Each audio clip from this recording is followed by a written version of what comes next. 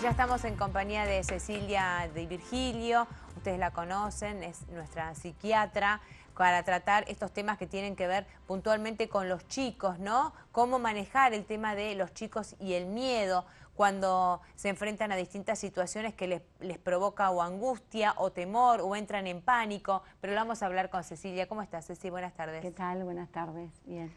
Es un tema, uno cuando consulta por el tema del miedo que manifiestan los chicos o el pánico, es como para decir qué herramientas tienen los padres y también los chicos a la hora de enfrentar una situación de miedo. Bien. Bueno, por ahí está bueno aclarar que en realidad ciertos miedos son normales. O sea, hay miedos normales en el crecimiento de los niños que tienen que ver con determinadas etapas evolutivas, donde dentro de la constitución subjetiva de cada uno, los miedos que se experimentan ayudan a formarse como sujeto y crecer, e ir venciendo los pequeños miedos normales dentro de toda la historia. Bien. Esto es, por ejemplo, a los 6 meses, 8 meses ya los bebés ya tienen miedo a situaciones de ver extraños, cuando no reconocen un rostro. Fíjate que tempranamente aparece el miedo normal, que es una reacción frente a la amenaza, digamos, a una sensación de amenaza para poder reaccionar, ¿sí? Obviamente, como te decía, hay miedos normales que más tarde son cuando entran al colegio, sí, al maternal o al jardín, que se separan de la figura que les da seguridad como son los papás. Después 4 o 5 años miedos a la oscuridad, más adelante miedos a los animales grandes, bueno, un montón de, una serie de miedos normales. Y ante esa situación, por eso uno también trata de prepararlos para cuando el miedo aparezca en situaciones que realmente dan miedo, como situaciones vividas en el entorno o cuestiones donde nadie está preparado para que suceda algo y sin embargo aparece algo que da miedo a los adultos, inclusive a los niños. Entonces, ¿cómo manejemos también esos miedos de los niños, de los miedos normales y dentro de los procesos evolutivos? Vamos a hacer que ese niño de algún modo sea más o menos miedoso en general, ¿no? Sí. Porque bueno, si uno está transmitiéndole los miedos del adulto al niño, ahí ya estamos sobrecargando y dando un plus y generando de algún modo un niño que va a tener más miedos porque acarrea los propios más, sin saberlo por supuesto, más los del adulto.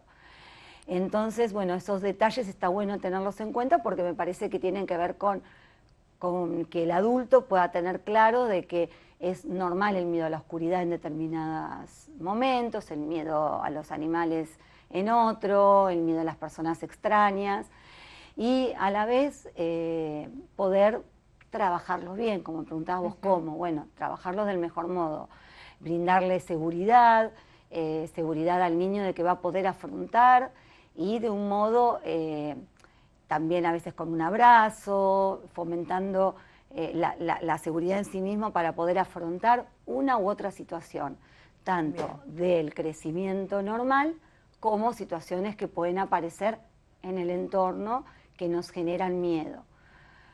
Como te decía, el miedo aparte es una reacción normal del organismo, y digo del organismo porque no es solo del sujeto, sino del organismo, se despiertan un montón en nuestro sistema endocrinológico, un montón de sustancias que tienen que ver con que, como uno siempre pone el ejemplo de si suena una alarma, todos estaríamos actualmente con una sensación de miedo, también normal, respuesta a una situación del entorno, donde el miedo, todo lo que se pone en juego en nuestro organismo, es para estar más alerta, huir del peligro, tener fuerza muscular y energía para poder sobrellevar una situación de supuesto peligro.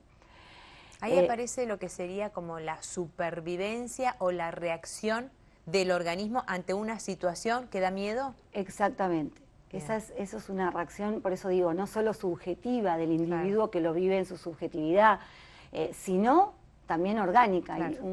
Se nos ponen en marcha mecanismos neurobiológicos, Se me viene a la mente, y vos lo sabrás mejor, el tema de cómo tenemos separado el cerebro, ¿no? De un lado está, creo que es del derecho, la amígdala, y del izquierdo el lóbulo frontal, y cómo se activan ante una situación de miedo, Ante ¿no? una situación de miedo, tal cual.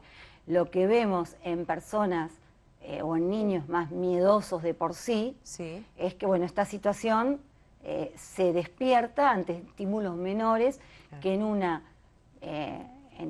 situación típica no lo produciría. Obviamente la situación extrema de ese miedo puede llegar a ser pánico, donde ahí puede haber hasta ataques de pánico y situaciones que tienen que ver con, bueno, con angustia y, digamos, como la máxima expresión de todo lo que se genera en una situación de miedo. Bueno, ¿qué pasa cuando situaciones del entorno, uno como adulto las vivencia y un niño de por medio también? Bueno, digo, situaciones que pueden pasar en la vida cotidiana, lamentablemente como suceden, y bueno, por un lado, uno tener la capacidad como adulto también como de pensar las dos caras, ¿no?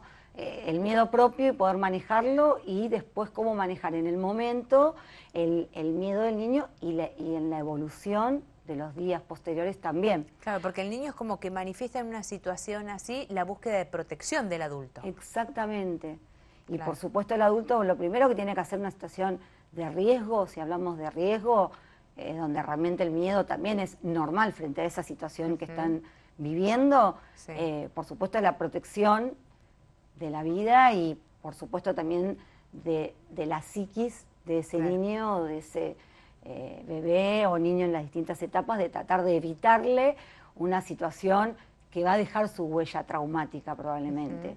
En este sentido, hasta instintivamente a todos les salen bueno los nenes que no vean esto, protegerlos. Es hasta instintivo. Y después, cómo manejarla, la situación a medida que pasan los días. Porque también ante una misma situación, ante un mismo desencadenante, no es el mismo miedo que va a despertar en cualquiera de los miembros, tanto de la familia como de los niños de la familia. Y ahí hay que particularizarlo sí o sí. O sea, ahí no podemos generalizar. No sabemos cómo va a ser la respuesta hasta que ese niño y a esa edad nos manifieste de algún modo que está procesando de un modo normal o no esa situación traumática vivida. Esto es también importante dejarlo en claro, que no, la situación vivida no necesariamente trae miedo al mismo instante en los distintos miembros de la familia, inclusive de los niños, porque tal vez estemos frente a un niño donde aún no esté en una edad de poder procesar el sentimiento de miedo y de la adversidad. Entonces, bueno, ahí, digamos, estaría como más leve, claro, quizás. Y estaría hasta más protegido por la misma etapa evolutiva. De que, bueno, son edades donde no se tiene miedo, donde no hay registro de toda la situación del entorno que ha sido compleja, por ejemplo. Está bueno esto que marcas, porque en realidad cada persona o cada chico tiene una interpretación o un sentimiento diferente en torno a lo mejor a una determinada situación con el miedo. Exactamente, ante una situación traumática, vivenciada, por ejemplo, o lo mismo ante una situación vista en la televisión, o de la realidad, o hasta de alguna película. Digamos. Sí, también. Y por eso digo, cómo procesar, cómo van los chicos aprendiendo la relación propia con las cuestiones que le dan miedo, es importante, porque van a generarse niños más o menos miedosos, digamos, podemos poner así en términos cuantitativos, hipotéticos, porque en realidad... Cecilia, y es, no digo mantener a los chicos adentro de una burbuja, pero está bueno que tampoco uno esté hablando entre adultos de, bueno, de cosas que tienen que ver con lo cotidiano, el tema de la inseguridad, de distintos hechos que suceden en presencia de chicos, o mostrarles algo en televisión o que ellos lo vean en tele. ¿Se puede evitar eso sin nada, llegar a esto de decir, los tenés adentro de una burbuja, digamos? O sea, que se puede hablar con ellos, pero sin necesidad de mostrar. ¿Es importante tener en cuenta esto? Yo creo que sí, que es importante poder hablarlo más que mostrarlo. Bien. Porque lo que se muestra no está dirigido a un público de niños, por supuesto en general, sí. Inclusive lo de la realidad.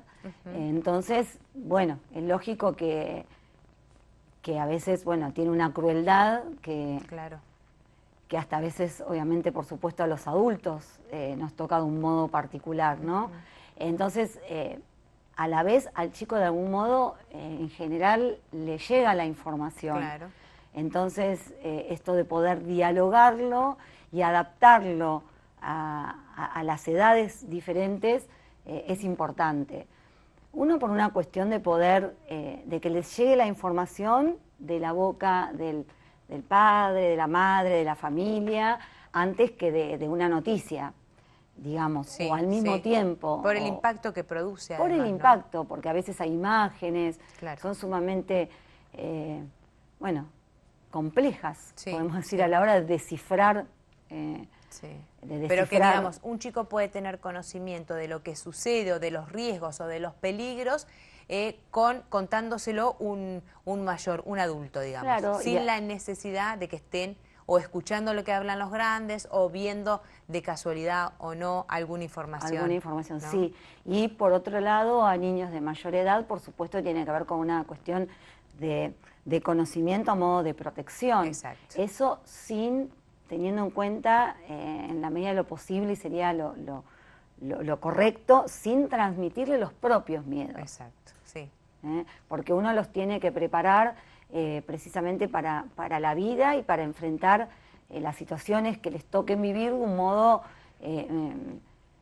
más, como uno podría decir... que estén alertas. Exactamente, sin llegar a estar totalmente atormentados por posibles situaciones donde, por eso, una familia donde transmite las informaciones y está todo muy expuesto, sin poder filtrar, podemos decir, esto, bueno, no, hablemoslo, vamos a correr, esto es mi miedo y esto es tu miedo, ¿no? Y cómo lo transmitimos a los niños, porque si no, bueno, ahí estamos creando una personalidad, digamos, con más tendencia al miedo excesivo y, bueno, inclusive al miedo de crecer. Hay muchos papás que les da miedo el crecimiento de sus hijos cuando empiezan a independizarse. A algunos ya les pasa desde el jardín, a otros les pasa más cuando empiezan a andar en micro, cuando empiezan a irse a un baile. Claro. Entonces, bueno, son procesos donde el adulto lo tiene que, por eso, dentro de los temores o miedos o cuestiones que les puede pasar al adulto respecto de sus hijos, también en la medida que uno pueda manejarlos del mejor modo y acompañarlos a los miedos de ellos del mejor modo posible. Claro, pero sin que los chicos lleguen a captar que todo lo que uno le está diciendo es propio, es el miedo propio. Claro. Porque ahí se impide el acompañamiento en realidad. Como decías vos, tenerlos como informados o alerta de determinadas cuestiones. Exacto. Y uno creo que lo hace instintivamente también, como darle consejos, bueno, tener cuidado si ves a alguien extraño, las cosas que uno dice ya desde chiquitos, y a medida que crecen también uno va complejizando la información que se da para que estén más preparados. El punto es que el miedo a un extremo también paraliza, si bien el miedo es una reacción de defensa del organismo, también sucede que cuando está a un extremo, como que se pasa al límite de lo esperable para poder reaccionar frente a una situación de inminente peligro, también está lo que uno escucha como frase, el miedo paraliza. Porque una persona con mucho miedo...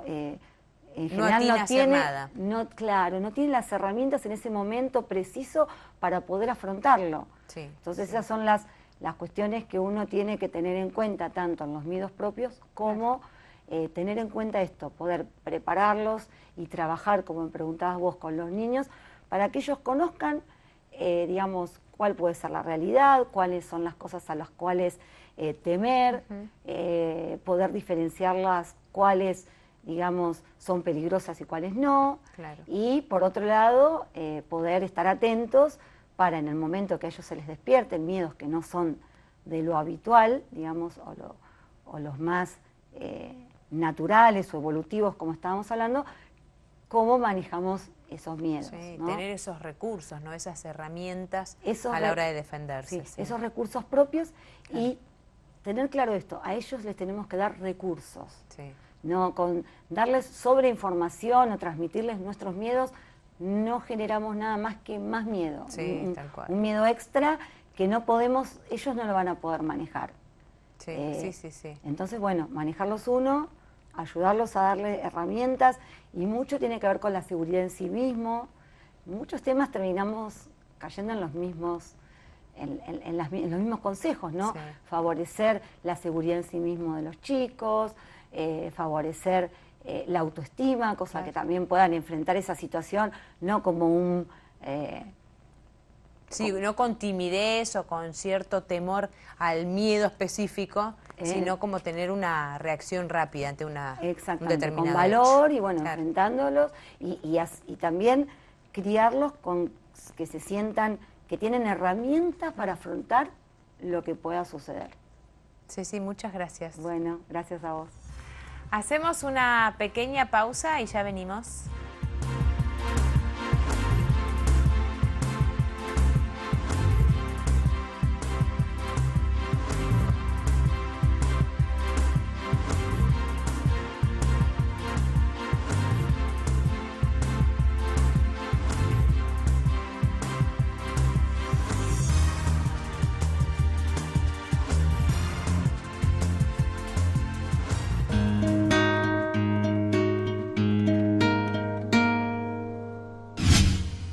Imagen Platense, el canal de la ciudad.